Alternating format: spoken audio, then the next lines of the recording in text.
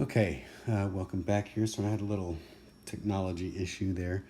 Okay, so continuing on here, got a nice little diagram at the top of this page showing a strand of amino acids making a protein, and this is an example of what we call a polymer, or even better, a macromolecule, um, where we take these little tiny amino acids and put them together in a big chain to make a protein. Um, and making that protein is a form of anabolism. It requires energy, okay? And we're building complex molecules from simple ones. Catabolism is then breaking those down. You can see in the diagram here this protein being returned into several of its amino acid monomers. Catabolism generally releases energy, okay? Um, where does energy come from? Well, the ultimate source of energy is, of course, sunlight. Okay. One notable exception to that would be our chemisynthetic organisms at the bottom of the ocean. They are also producing energy rich compounds, but they're not using sunlight to do it. They're using sulfur compounds. So we're just going to say chemosynthesis, and I'll put deep ocean in parentheses. Okay, we're not going to worry about that right now. Okay, all right, so energy is ultimately going to be stored in the molecular bonds of compounds called energy carriers. ATP, which stands for adenosine triphosphate, is the primary energy source in all living cells. Okay, we're going to do a little model of it, so we're going to just do a rectangle here. We'll call this adenosine. And then we're going to stick a covalent bond and our phosphate molecule, PO4, with a 3 minus charge. I'm just going to write up here at the top. I want you guys to know this. So you learned this previously, but we're going to add a new little thing onto this. So phosphate equals PO4, 3 minus charge. But a lot of times textbook writers don't want to write out the PO4 and the 3 minus because it takes a little bit of formatting. It's easier for them to just put this instead. This little P sub I, subscript of an I. That means inorganic phosphate. And the reason why they can't just put a P is because, well, that would just be phosphorus, and phosphorus is not the same as phosphate. And so this is their solution to quickly write that. Okay, but if I have adenosine and 1 phosphate, this is going to be called adenosine monophosphate, or AMP.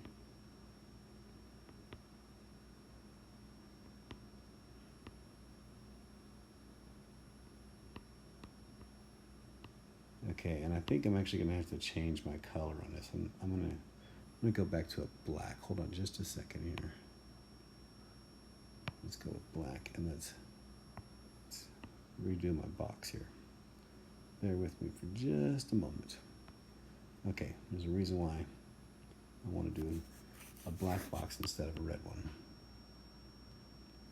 All right, so adenosine, and then we got this covalent bond and a phosphate molecule stuck on there. Okay, but we set up here the energy stored in molecular bonds, or can be stored in molecular bonds, and so we're going to show that with little red squiggly line. There's my reason for wanting to switch back to a black box. Okay, and if I have just 1 phosphate on there, that's called adenosine monophosphate. But I can put a second phosphate, PO4, with the 3 minus charge, and that takes quite a bit more energy to put that phosphate on there.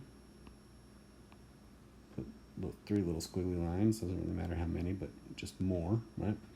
Because these are negatively charged, and it's very difficult to put negatively charged things next to each other, but in fact they are linked by a covalent bond next to each other. And of course, if I have 2 of those together, that would be called ADP, or adenosine diphosphate, right?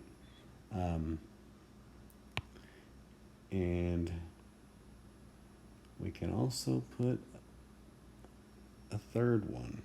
Now, this requires an absurd amount of energy,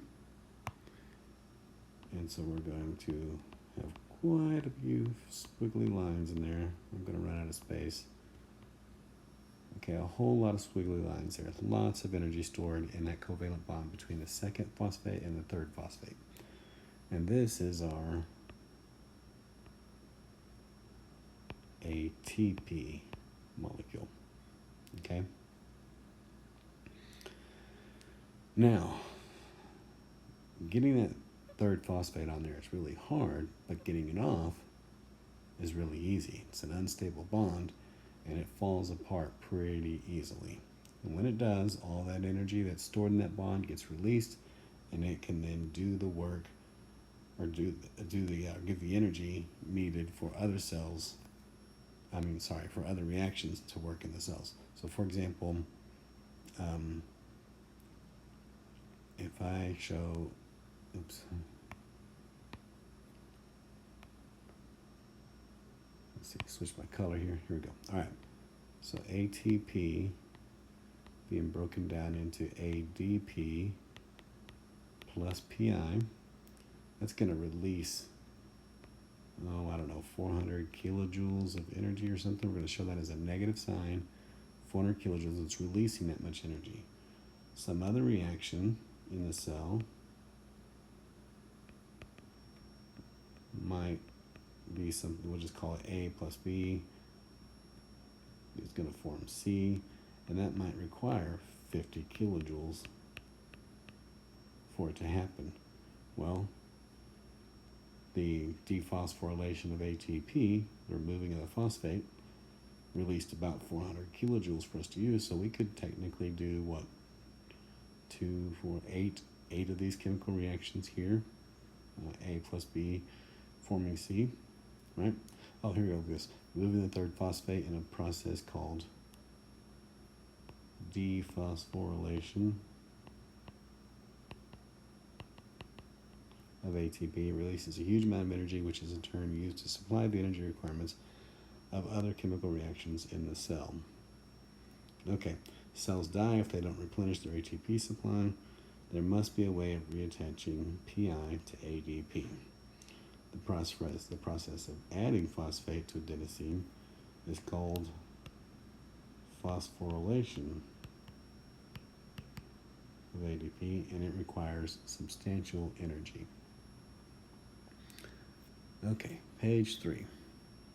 Small amounts of ATP can be produced in the cytoplasm of cell, but significantly larger quantities can be produced in chloroplast and mitochondria. Okay? All right, we're going to start here with photosynthesis. I encourage you to go back and watch the animation in chapter 5. You can go just like you're going to do your SmartWorks homework. Instead, choose animations and scroll down, find the chapter 5, and you'll see one on photosynthesis and one on cellular respiration. You can also go in your e-text, read up on chapter 5, and there'll be links to the animations within the e-text. Okay? All right, let's take a look here at photosynthesis.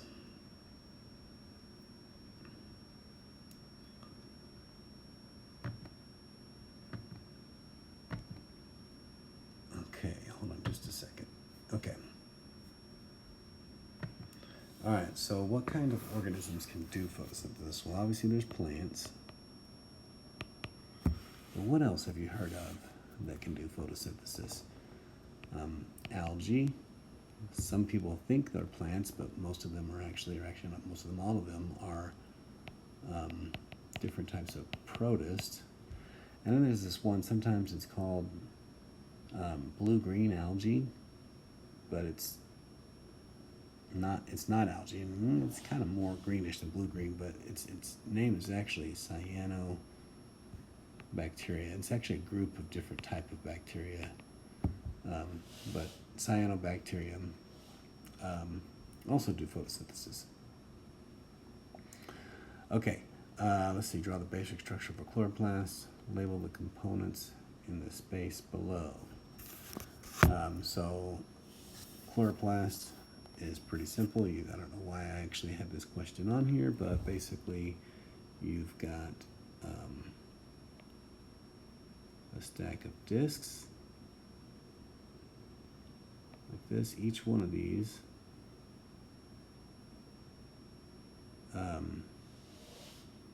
is called a thylakoid, and these are inside the chloroplast. And so we'll just label these as thylakoid. Notice they're in a stack. The whole stack is called a grana, or granum for singular. There's multiple stacks, and so all of the stacks would be called grana. And then we have this empty space called stroma. Okay, and you can see a much better picture below here. I really like this picture. It's a nice summary picture. You can see energy coming in the form of light. It strikes these thylakoid. There's actually photosynthetic pigments that are inserted into the membranes of these thylakoids. Acts like a little net.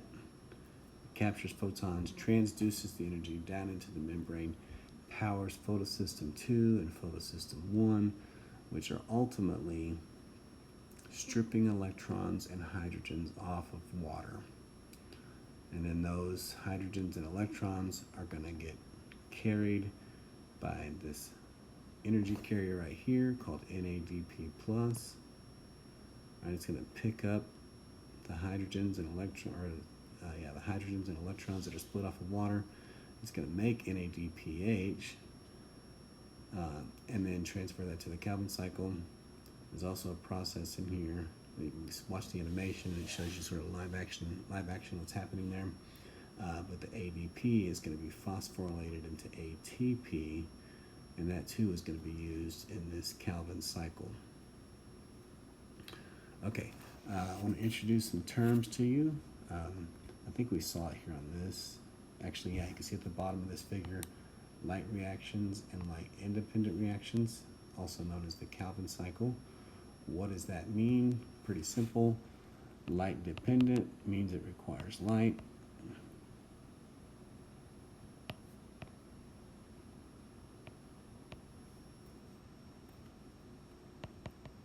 Light independent means it does not require light. It doesn't have to be dark for it to work, but it just doesn't require light. It can run in the presence of light or darkness. Okay, light independent just means that it can run in light or dark conditions. They used to call this the dark reactions, which implied that it only happened during the dark, and somebody finally wisened up and changed that.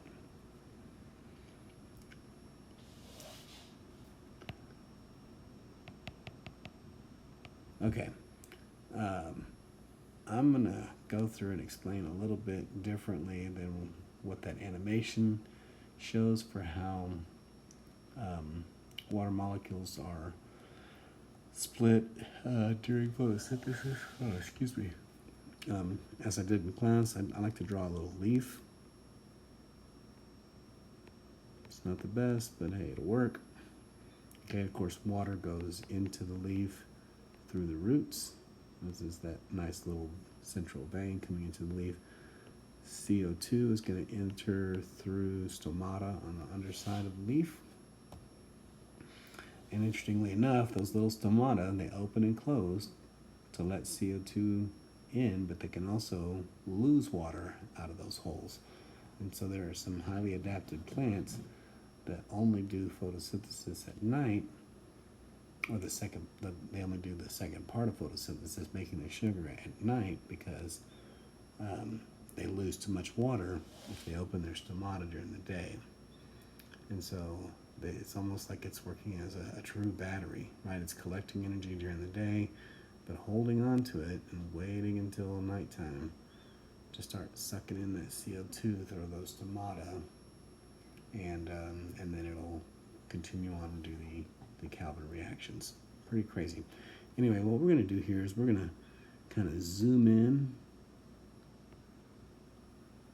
to what's happening here at the molecular level. So we're going to draw a little water molecule,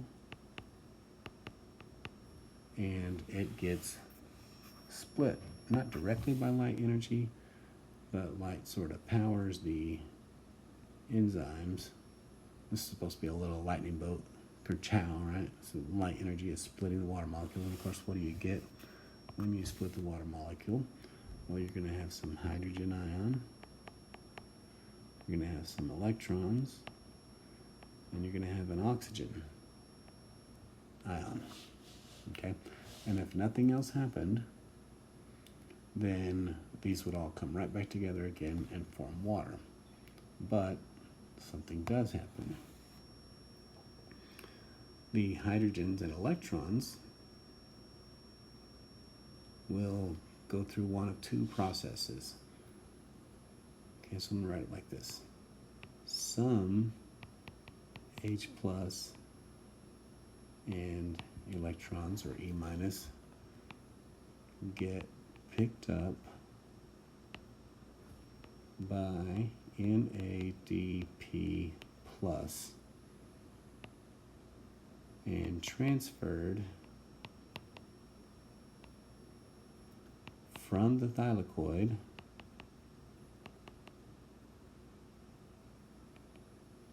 to the stroma to be used. Oops, let me fix my writing here a little bit. To be used in the Calvin cycle. Okay?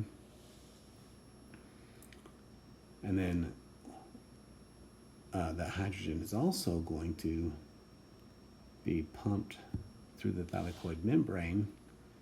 So some H plus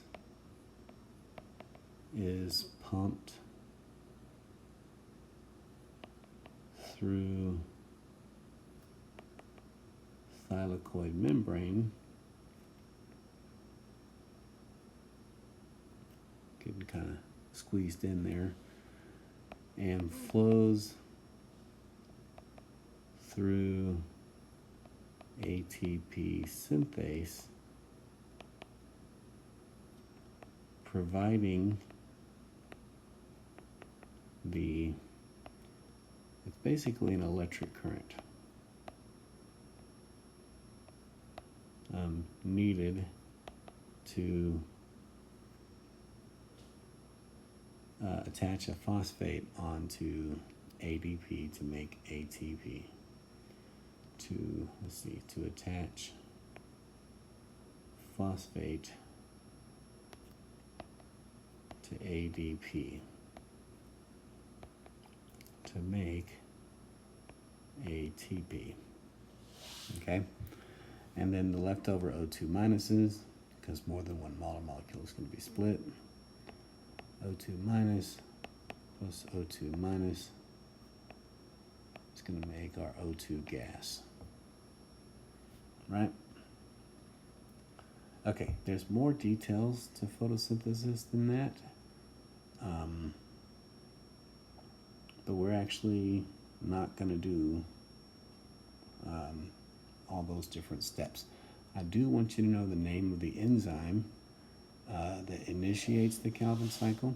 So again, what happened here is we split water molecules and we took some of the hydrogens and electrons out of the thylakoid, put them into the stroma That's this empty space here. Let me flip back here and show you. That's this empty space.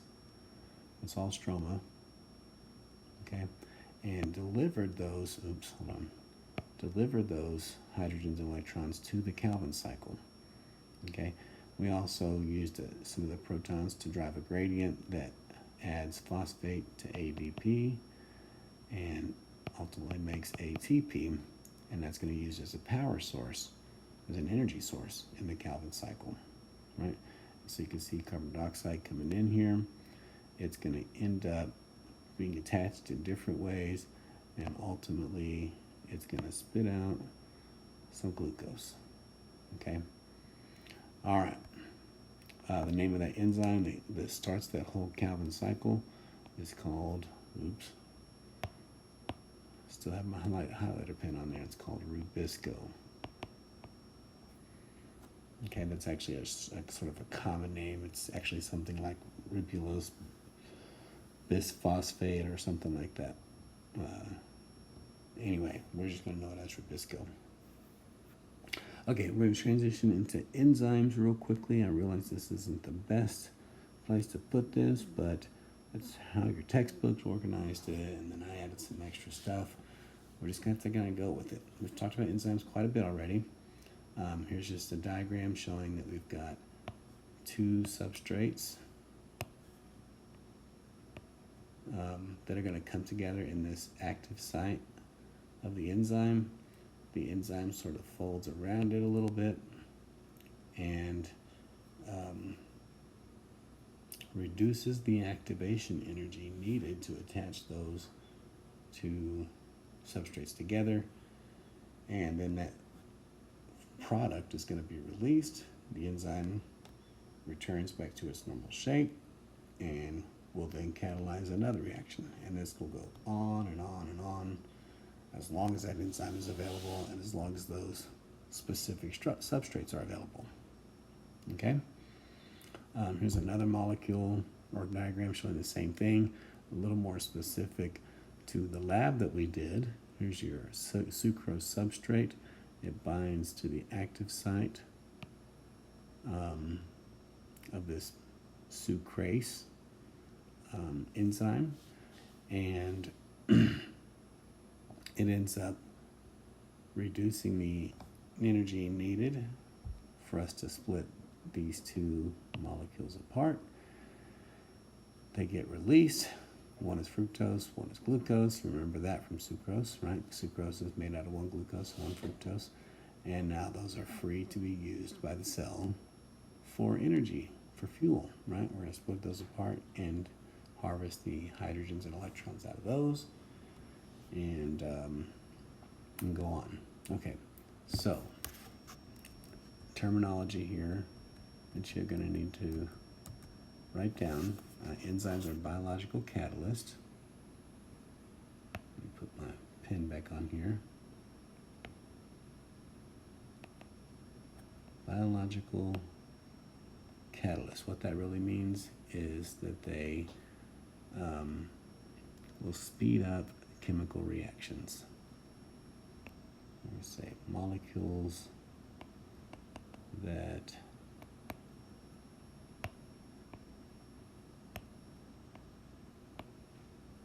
speed up chemical reactions. Okay, they work by positioning substrates in an orientation that favors the making or breaking of chemical bonds. In other words, they reduce the amount of activation energy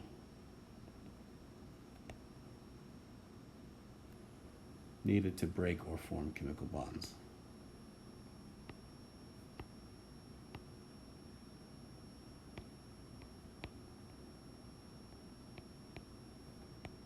Needed to break or form chemical bonds. Okay? Without them, metabolism would be extremely slow.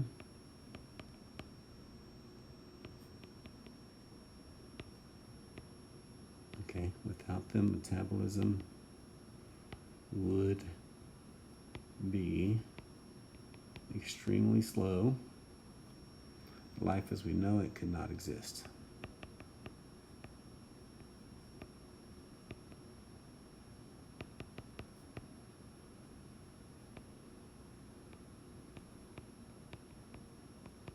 Okay. An active site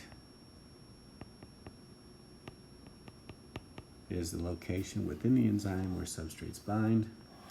Explain induced fit. Well, this is just the idea that as molecules bind to the active site, the enzyme changes shape to mold snugly around them, right? As molecules bind the active site, the enzyme changes shape just ever so slightly.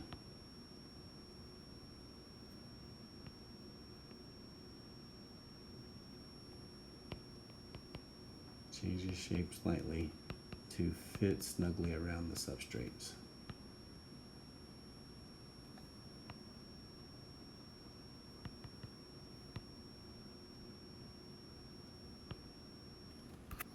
Okay. All right, we talked about the levels of protein structure. Actually, why don't I go ahead and split this video right